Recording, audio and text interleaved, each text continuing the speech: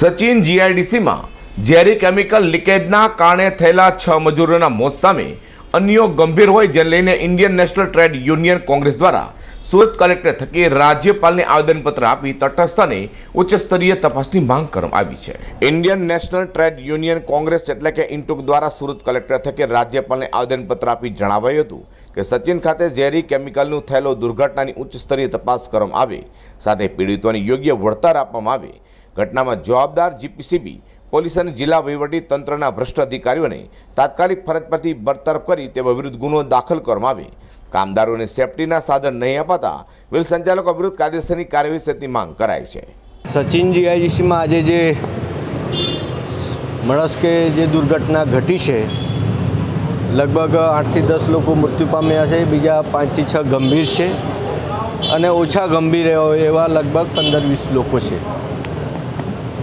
વારંવાર અમારા ઇન્ટુકના આગેવાનો કામરાનજી, સુરેશજી કલેક્ટરશ્રીને રજૂઆત કરી છે, જીપીસીપીને પણ રજૂઆત કરી છે અને 2-3 મહિનામાં તો ટેન્કરો પકડીને જીપીસીપીને સોંપી છે કે પોલીસને સોંપી છે, પરંતુ ફરી આજે જે દુર્ઘટના થઈ છે એ સરકારની અણઘડતા અને ખોખલાપણું આજે સાબિત થયું છે।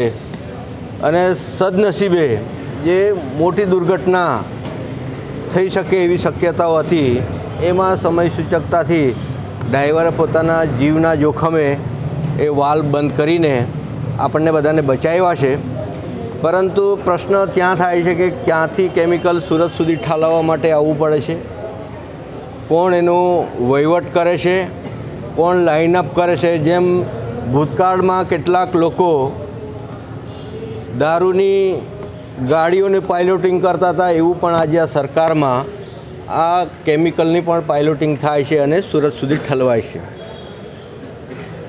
જ્યાં સુધી પોલીસ તંત્ર, વહીવટી તંત્ર અને જીપીસીબી એ જે બધાની મિલીભગત છે અને ત્યાં સુધી સામાન્ય પ્રજાના, સામાન્ય લોકોનો ભોગ લેવાતો રહેશે અને લોકો મોત પરથી પૈસા કમાવાનું ચાલુ છે એવો મારો સીધો આક્ષેપ છે।